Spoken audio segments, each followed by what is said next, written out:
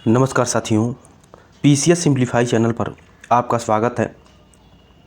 जो हम लोग डेली जनसत्ता संपादकीय देखते हैं उसी में जो आज का लेख दिया हुआ ये आर्थिक क्षेत्र से संबंधित है। और बता दें कि हम लोग का जो भी पीसीएस का जो मेंस का सिलेबस है उसमें GS3 से संबंधित जो है कि आज का ये लेख दिया हुआ है। और वहीं देखें तो जो RO और OBP PCS दोनों में जो निबंध आता लिखने के लिए ऐसे में मेंस में, तो उससे भी संबंधित आप लोगों को इसमें आंकड़ा मिलेगा। तो आप लोग अंत तक बने रहिएगा और चैनल पर नए हो तो चैनल को जरूर सब्सक्राइब कर लीजिए। ठीक है, चलिए शुरू करते हैं। क्या है उससे पहले कल्पमेधा हम देख लेते हैं क्या दिया है। आम भाव से दिया गया दान दीनता और विषमता पोषने और बढ़ाने वाला है। धर्म की अंकिंचन भावना से दिया गया दान क्या है, तो प्रीति और सद्भाव बढ़ाएगा। अगर हम अहंकार से किसी चीज़ को दान करेंगे तो वह क्या होगा, गरीबी और विषमता को परोसने में बढ़ावा दिया जाएगा या पोषने में बढ़ावा दिया जाएगा। और धर्म की अकिंचन भावना से दिया गया दान क्या होगा, तो ये प्रीति प्यार और सद्भाव को बढ़ाएगा। ये जयंत कुमार का एक कथन है, हिंदी के बहुत ही अच्छे ये लेखक हैं। तो चलिए देख लेते हैं क्या है। तो आर्थिक विकास पर अनुत्तरित प्रश्न, तो ये आर्थिक विकास पर अनुत्तरित प्रश्न इसमें पूछा जाएगा और जाना जाएगा क्या क्या प्रश्न है और उसका क्या सवाल है, क्या हल है उसका। तो हमने तरक्की के पायदान तो कई चढ़ लिए। पाँचवीं आर्थिक महाशक्ति से 2-3 वर्षों में दुनिया की तीसरी बड़ी आर्थिक शक्ति भी बनने जा रहे हैं, लेकिन इसका पूरा भरोसा निजी क्षेत्र के योगदान पर क्यों किया जा रहा है। तो इसमें ये पूछ रहा है जो है कि इसमें जो लेखक हैं वो पूछ रहे हैं कि पूरा भरोसा क्यों निजी क्षेत्र पर है, ऐसा क्यों योगदान इसका ज़्यादा है। तो देख लेते हैं क्या दिया है। देश 2047 में आज़ादी की 100वीं वर्षगांठ मनाने की ओर बढ़ रहा है। पिछले दिनों जब नए माहौल में एक नई आर्थिक विकास यात्रा शुरू करने के वादों के साथ निर्माण यात्रा शुरू हुई तो उसकी घोषणाओं में बहुत सी ऐसी अधूरी बातें रह गई जिनका समाधान इतने दशक में नहीं मिल पाया है। सरकार की नई पारी की शुरुआत करते हुए घोषणा की गई कि देश में एक अखिल भारतीय सहकारी अभियान चलाया जाएगा। तो जैसे ही जब नई सरकार की जब गठन हुआ, ठीक है, तो उसी समय क्या हुआ कि देश में क्या हुआ कि एक अखिल भारतीय सहकारी अभियान चलाया जाएगा जिसमें कतार के हर आखिरी आदमी को भाग लेने का पूरा मौका मिलेगा। बेशक सहकारिता की बातें बहुत वर्षों से सुनते आ रहे हैं, इसके नाम पर प्राथमिक सहकारी सोसाइटियों से लेकर केंद्रीय सहकारी बैंक भी बने हैं, लेकिन नतीजा उल्लेखनीय नहीं रहा। अब भी जब उम्मीद की जा रही थी कि सहकारिता का एक नया माहौल होगा, तो फिर भ्रष्टाचार और सहकारी योजनाओं के अधूरेपन के सत्य सामने आने लगे। तो क्या हुआ, जब सहकारिता का नया माहौल आएगा या होगा तो उसमें क्या हुआ, उसके बाद से देखें तो उसी में भ्रष्टाचार और सहकारी योजनाओं के अधूरेपन के सत्य क्या हो गए, तो सामने आने लगे।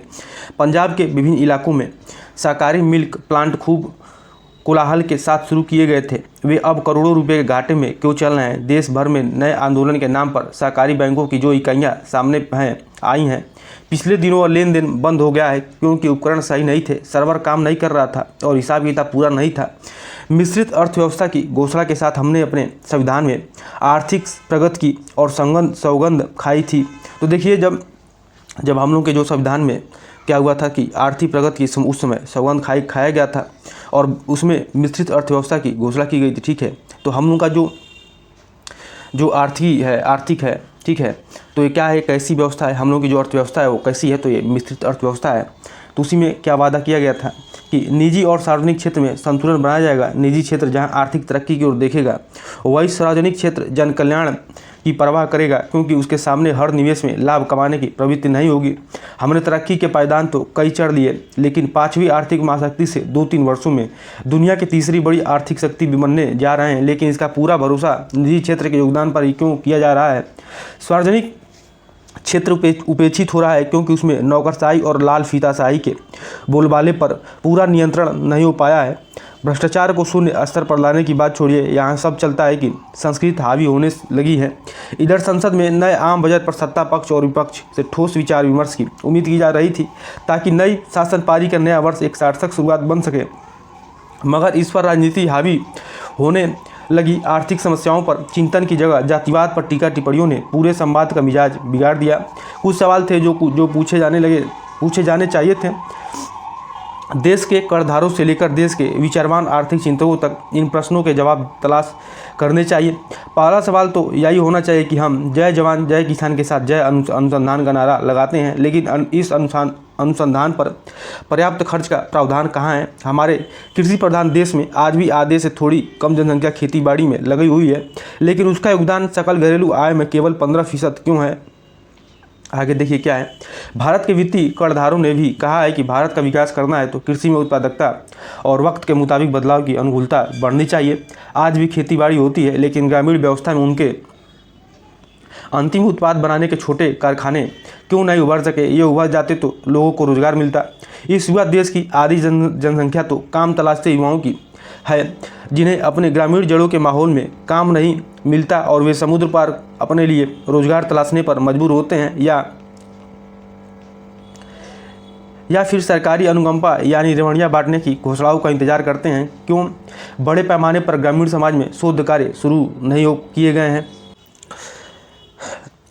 नया आम बजट आया, लेकिन कृषि शोध की राशि बढ़ी नहीं। आंकड़ों के मुताबिक कृषि विकास दर पिछले वर्ष 4.7% थी, इस वर्ष घटकर 1.4% रह गई। तो देखें तो जो है कि ये कृषि के लिए नहीं पूरा जो है कि आम बजट आया है, लेकिन उसमें देखें तो कृषि शोध के लिए राशि नहीं बढ़ी है। और आंकड़ों के मुताबिक देखें तो कृषि विकास दर कितना रहा है, पिछले वर्ष 4.7% थी, इस वर्ष घटकर कितना हो गया तो 1.4% रह गई है।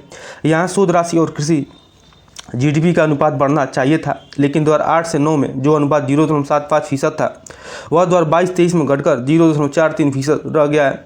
कृषि अर्थशास्त्री तो समझाते रहें कि शोध बढ़ाओ, 1 रुपये से 10 रुपये प्राप्त होंगे। तो देखिए ये जो कृषि संबंधी जो है कि कोई प्रश्न आता है तो ये हम लोग आंकड़ा उसमें लिख सकते हैं। आगे देख लेते हैं क्या है। पर्यावरण अनुकूलित बीज लाओ, नई सिंचाई और बिजाई तकनीक पर काम करो, लेकिन वह नहीं हुआ। 25% आबादी अब भी खेतीबाड़ी में लगी है और उत्पादकता दुनिया में औसत से देखें तो काफ़ी कम है। क्या इसकी चर्चा संसद या नीति आयोग के मंच पर नहीं होनी चाहिए थी। दुर्भाग्य से नीति आयोग की बैठकें राज्यों को धनराशि के आवंटन के नाम पर राजनीति का शिकार हो गई।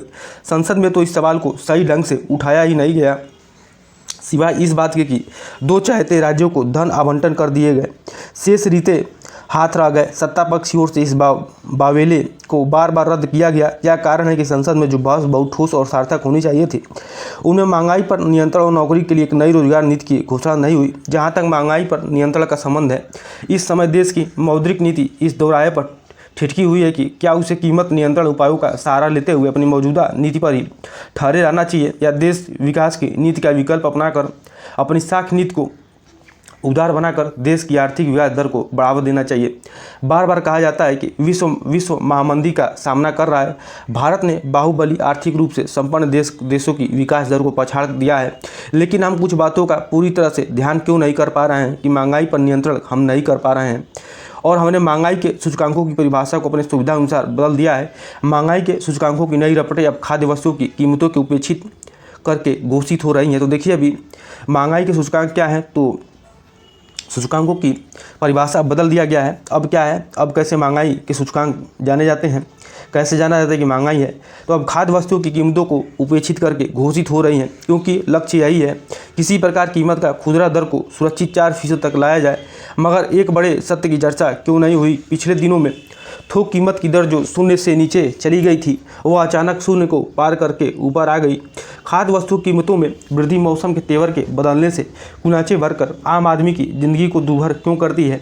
उससे भी बड़ी बात है कि जब थोक कीमतों के सूचकांक गिरावट दिखा रहे हैं तो परचून कीमत सूचकांक उनका अनुसरण क्यों नहीं करते, उनका विरोधी तेवर क्यों बना रहता है। क्या ऐसा कारण है खुदरा व्यापारियों पर कमी के मनोविज्ञान का सहारा लेकर चोर बाजारी करना है। अगर चोर बाजारी है तो उस पर नियंत्रण करने के लिए क्या कदम उठाने चाहिए, इनकी चिंता तो होनी चाहिए। इसके अलावा विदेशी निवेश को आकर्षित करने के लिए कर रियायतों और छूटों की घोषणा हो जाती है, लेकिन घरेलू बचत और मध्यवर्गीय बचत को प्रोत्साहन देने के लिए बहुत नज़र आने वाले कदम क्यों नहीं उठाए जाते हैं। क्यों ऐसी बचतों पर कर बढ़ता हुआ नज़र आता है, चाहे वह मामूली रूप से ही हो। यह आधा अधूरा चिंतन देश के आर्थिक विकास की एक उदयमान और संपूर्ण तस्वीर पेश नहीं करता है। इसकी चिंता देश के विचारवान लोगों को करनी ही चाहिए। नया आम बजट आया है, लेकिन कृषि शोध की राशि बढ़ी नहीं। आंकड़ों के मुताबिक कृषि विकास दर पिछले वर्ष 4.7% थी, इस वर्ष घटकर कितना हो गया? 1.4% रह गई है। यहाँ शोध राशि और कृषि जीडीपी का अनुपात बढ़ना चाहिए था, लेकिन 2008-9 में जो अनुपात 0.75% था, वही 2022-23 में घटकर 0.43% रह गया है। कृषि अर्थशास्त्री तो समझाते रहे कि शोध बढ़ाओ, 1 रुपये से 10 रुपये प्राप्त होंगे, पर्यावरण अनुकूलित बीज पिलाओ, नई सिंचाई और बिजाई तकनीकों पर काम करो, लेकिन वह नहीं हुआ। 50% आबादी अब भी खेतीबाड़ी में लगी हुई है और उत्पादकता दुनिया में औसत से देखें तो ये काफ़ी कम है।